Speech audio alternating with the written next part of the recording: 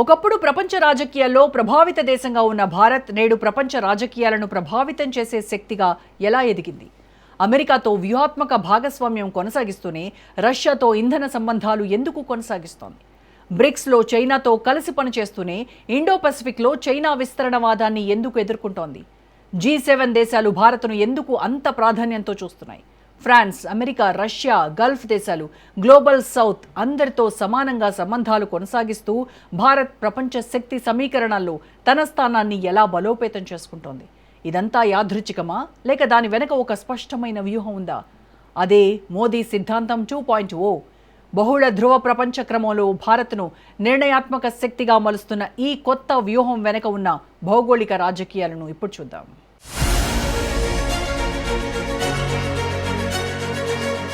21వ శతాబ్దపు ప్రపంచ రాజకీయాలను పరిశీలిస్తే ఒక కీలకమైన వాస్తవం స్పష్టంగా కనిపిస్తోంది. ప్రపంచం ఇక ఒకే శక్తి ఆధిపత్యంలో నడిచే వ్యవస్థ అయితే కాదు. అమెరికా చైనా వ్యూహాత్మక పోటీ, రష్యా పాశ్చాత్య దేశాల మధ్య కొనసాగుతున్న విభేదాలు, మధ్యప్రాచ్య అస్థిరత, గ్లోబల్ సరఫరా గొలుసుల సంక్షోభం, అలాగే ఇంధన భద్రతపై పెరుగుతున్న ఆందోళనలు ఇవన్నీ కలిసి ఒక కొత్త బహుళ ధ్రువ ప్రపంచ క్రమానికి రూపకల్పన చేస్తున్నాయి. ఈ మారుతున్న పరిస్థితుల్లో ప్రపంచ దేశాలు తమ తమ శిబిరాలను ఎంచుకుంటుండగా భారత్ మాత్రం పూర్తిగా భిన్నమైన వ్యూహాన్ని అనుసరిస్తోంది. అదే మోదీ సిద్ధాంతం 2.0.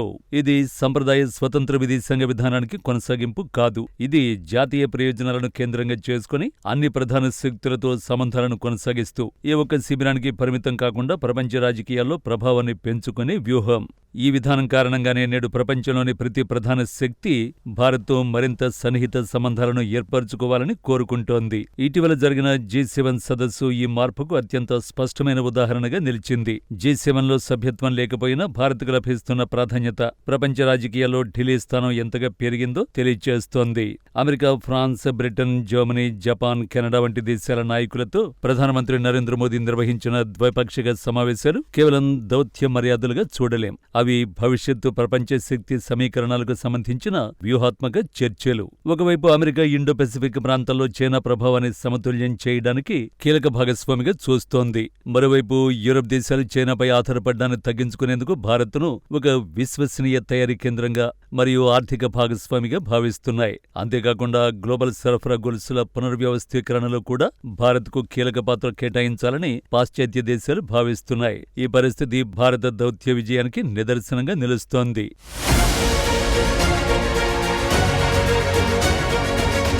మోదీ సిద్ధాంతం 2.0 యొక్క అసలు బలం వ్యూహాత్మక స్వయం ప్రతిపత్తిలో ఉంది. గతంలో అలీన విధానం ప్రధానంగా శీతల యుద్ధ కాలానికి అనుగుణంగా రూపొందించబడింది. కానీ ప్రస్తుత ప్రపంచ పరిస్థితుల్లో భారత్ అనుసరిస్తున్న విధానం మరింత చురుకైనది, మరింత ప్రయోజనకరమైనది. ఒకవైపు అమెరికాతో రక్షణ, సాంకేతిక మరియు భద్రతా రంగాల్లో సహకారాన్ని పెంచుకుంటోంది. మరోవైపు రష్యాతో ఇంధన, అణు మరియు రక్షణ సంబంధాలను కొనసాగిస్తోంది. యూరోప్లో ఫ్రాన్స్తో అత్యంత సన్నిహిత వ్యూహాత్మక భాగస్వామ్యాన్ని నిర్మిస్తోంది. గల్ఫ్ దేశాలతో పెట్టుబడులు, ఇంధన భద్రత మరియు వాణిజ్య రంగాల్లో సంబంధాలను విస్తరిస్తోంది. అదే సమయంలో బ్రిక్స్ వేదికలో చైనా, రష్యా వంటి దేశాలతో కలిసి పనిచేస్తోంది. ఈ సమతుల్యత సాధించడం అంత సులభమైతే కాదు. కానీ ఇదే భారత విదేశాంగ విధానాన్ని ప్రపంచంలో ప్రత్యేకంగా నిలబెడుతోంది. ప్రస్తుతం భారత్ ఫ్రాన్స్ సంబంధాలు ఒక కొత్త దశలోకి ప్రవేశించాయి. అధ్యక్షుడు ఇమాన్యుయల్ మ్యాక్రాన్ మరియు ప్రధాని మోదీ మధ్య ఏర్పడిన వ్యక్తిగత మరియు వ్యూహాత్మక అవగాహన రెండు దేశాల సంబంధాలను మరింత బలోపేతం చేసింది. రాఫెల్ యుద్ధ విమానాల కొనుగోలుతో ప్రారంభమైన సహకారం ఇప్పుడు అత్యాధునిక యుద్ధ విమానాల సంయుక్త అభివృద్ధి, సముద్ర భద్రత, అంతరిక్ష పరిశోధన, కృత్రిమ మేధస్సు, సైబర్ భద్రత వంటి రంగాలకు విస్తరించింది. అమెరికా తరచూ తన వ్యూహాత్మక ప్రాధాన్యతల్ని మార్చుకునే పరిస్థితుల్లో ఫ్రాన్సు మాత్రం భారత్కు స్థిరమైన మరియు విశ్వసనీయ భాగస్వామిగా ఎదుగుతోంది. ఈ సంబంధాలు భారత్కు కేవలం రక్షణ సామర్థ్యాలను పెంచడమే కాకుండా స్వదేశీ తయారీ మరియు సాంకేతిక అభివృద్ధికి కూడా దోహదపడుతున్నాయి.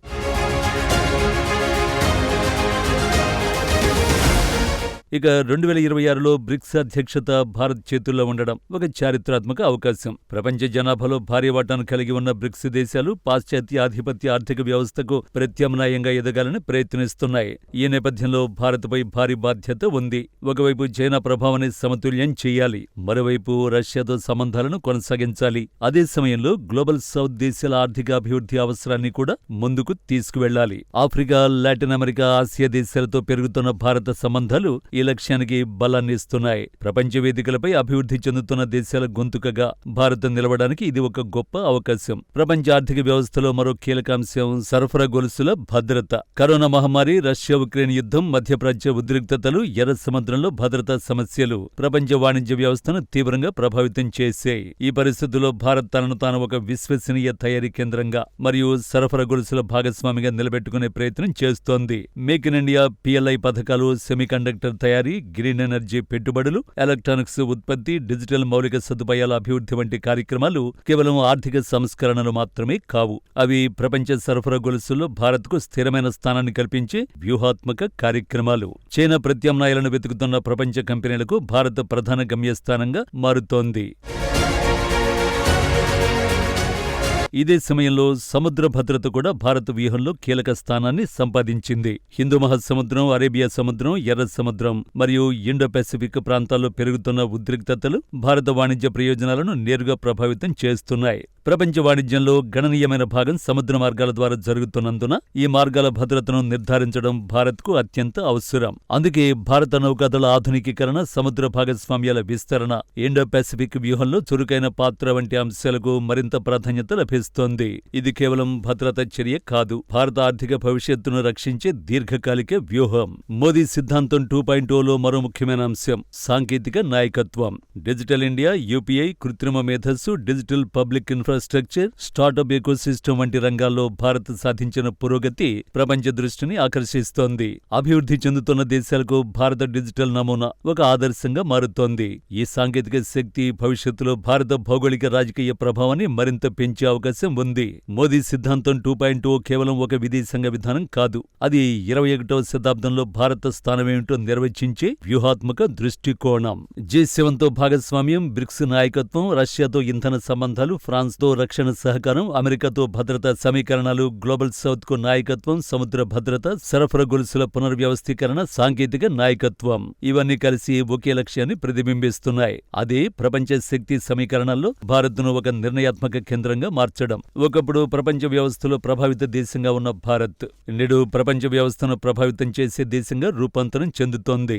రాబోయే దశాబ్దంలో ప్రపంచ రాజకీయాల దిశను నిర్ణయించే ప్రధాన శక్తుల్లో భారత్ ఒకటిగా నిలిచే అవకాశాలు గతంలో ఎన్నడూ లేనంతగా కనిపిస్తున్నాయి. మోదీ సిద్ధాంతం 2.0 ఆ మార్పుకు బలమైన పునాది వేస్తోంది.